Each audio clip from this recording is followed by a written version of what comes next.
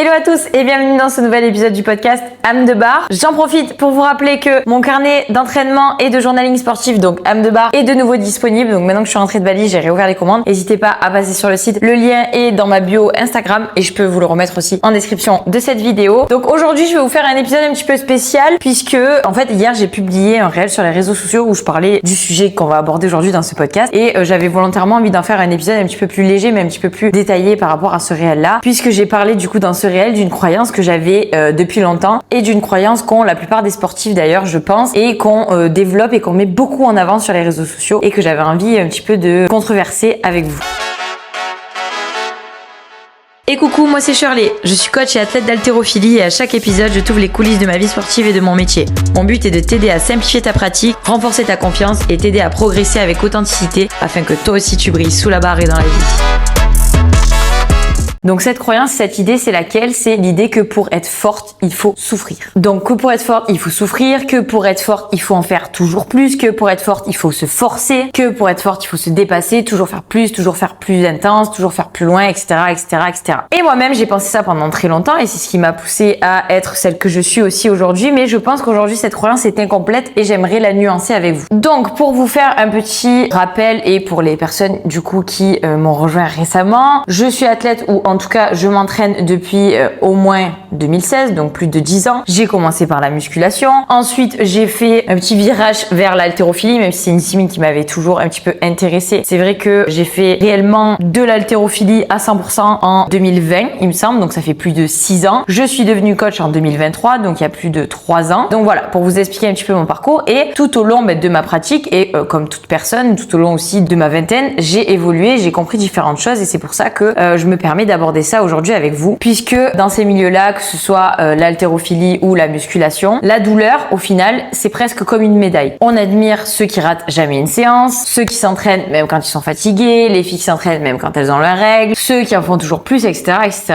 Et moi-même, j'ai longtemps cru que du coup, c'était ça, être finalement disciplinée, c'était ça, être forte. Sauf qu'au final, je me suis rendu compte qu'à croire ça, et moi-même, du coup, c'est ce que j'ai cru, on finit par penser du coup que souffrir, c'est une preuve qu'on est sur le bon chemin, c'est une preuve qu'on est une bonne personne, etc., etc. Et puis j'ai compris. Au final, si je fais le ratio sur ces du coup 10 dernières années, vous l'avez compris, ce qui m'a fait réellement progresser, ce n'est pas la souffrance, mais c'est la régularité. Vous l'avez donc compris, ça fait plusieurs années que je m'entraîne et il y a certainement un moment donné dans ces 10 dernières années où j'ai sauté des entraînements. Et pour autant, j'ai progressé et je pense qu'aujourd'hui, je peux vous le dire, je suis une femme forte, mais pas seulement forte physiquement, mais je suis une femme forte aussi mentalement. Et ça, pas parce que j'ai souffert, mais parce que j'ai été régulière et parce que je suis encore là 10 ans après. Et ça, c'est un concept que j'applique aussi dans mes coachings et je vous l'ai déjà dit dans plusieurs de mes épisodes. C'est pour ça que quand il y a une personne qui me contacte et qui me dit « Coucou Shirley, je veux commencer une prog avec toi, ça fait 5 ans que je me suis pas entraînée ou alors je n'ai jamais pratiqué de sport, mais j'aimerais m'entraîner comme toi 4 à 5 fois par semaine. »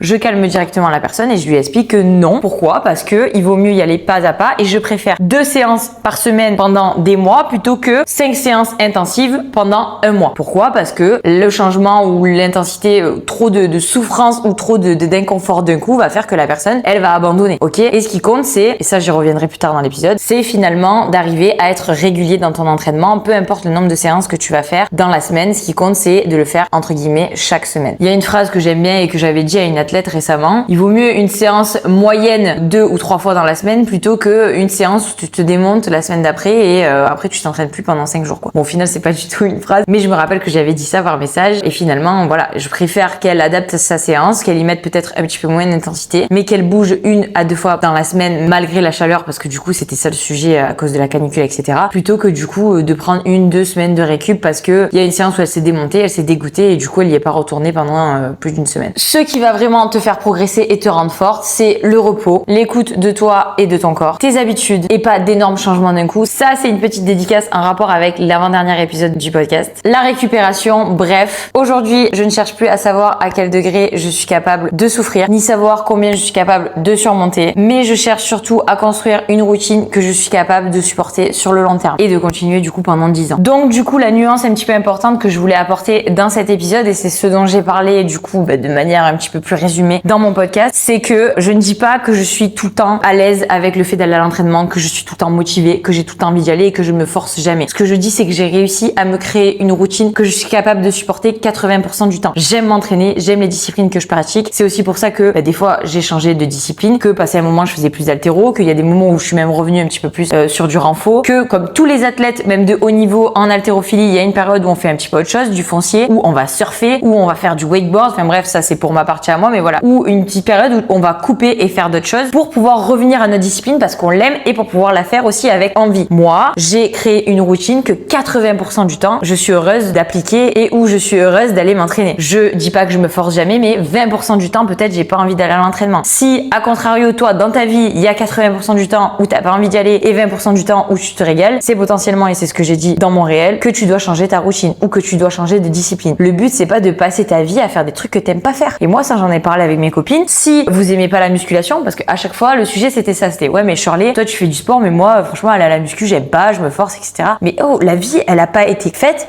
pour que tu passes ton temps à te forcer. Alors, il y en a peut-être aussi qui se trouvent des excuses parce que je dis pas qu'on a tous aimé souffrir dès le départ. Et quand je dis souffrir, bref, vous l'avez compris, aller à l'entraînement plutôt que de se reposer. Mais quand même, la plupart des gens qui s'entraînent, je pense qu'ils aiment foncièrement ça. Moi, j'aime l'effort, j'aime me dépenser. J'en ai toujours fait aussi. Mais si t'aimes pas la musculation, et c'est ce que j'ai répondu à mes copines, si c'est pas ce que t'aimes faire, mais ne te force pas. À un moment donné, tu peux commencer par la danse. Essaye de trouver une discipline ou une activité physique dans laquelle tu t'épanouis et où t'auras la plupart du temps pas besoin de te forcer, tout simplement. Donc voilà, pour conclure cet épisode, à ce jour, j'ai complètement changé ma vision de la force en général. Pour moi, être forte, ce n'est plus souffrir plus que les autres, mais c'est prendre parfois des décisions inconfortables. C'est parfois changer d'avis, c'est parfois changer de direction pour trouver une discipline dans laquelle tu t'épanouis réellement. C'est t'écouter et construire une vie finalement et un entraînement ou trouver une discipline dans laquelle tu as envie d'avancer. C'est trouver aussi un sport qui te donne envie d'y retourner et c'est accepter aussi les entraînements un petit peu plus difficiles, les entraînements ratés sans forcément culpabiliser et arrêter de faire de la souffrance un objectif. Oui, la souffrance à juste dosage, elle fait partie du chemin, mais ça ne devrait pas être ta direction. Voilà, c'était un épisode un petit peu plus court que d'habitude. J'espère qu'en tout cas, il vous a aidé. Voilà, j'avais besoin de revenir un petit peu plus en détail sur ce que j'ai dit dans ce réel parce que ça a fait réagir, mais aussi parce que voilà, je me suis dit, ça mérite qu'on aille un petit peu plus loin et j'avais envie de vous partager ça du coup dans un épisode à part entière. N'hésitez pas à me dire en commentaire si cet épisode vous a aidé, à le partager à vos proches comme vous en entendez ça aujourd'hui et on se dit rendez-vous la semaine prochaine pour un nouvel épisode du podcast Âme de Barre.